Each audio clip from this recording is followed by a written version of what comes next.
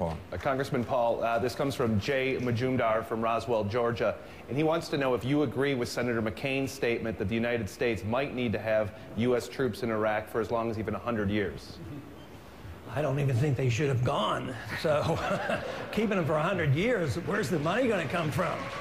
You know, the country's in bankruptcy, and when I listen to this argument, I mean, I find it rather silly because they're arguing technicalities of a policy they both agree with. They agreed going in, agreed for staying how many years, and these are technicalities. We should be debating foreign policy, whether we should have interventionism or non-interventionism, whether we should be defending this country or whether we should be the policemen of the world, whether we should be, you know, running our empire or not, and how are we going to have guns and butter?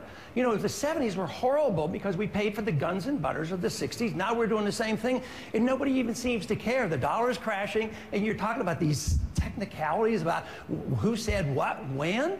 I mean, in 1952, we Republicans were elected to stop the war in Korea. 1968, we were elected to stop the war in Vietnam.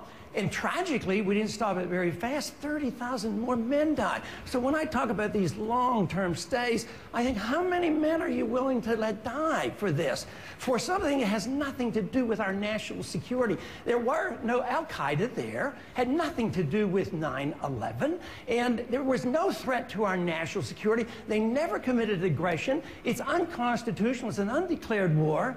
And we have these silly arguments going on about who said what when. I think it's time to debate foreign policy and why we don't follow the Constitution and only go to war with a declaration of war. Governor Huckabee, the idea of a 100-year involvement of the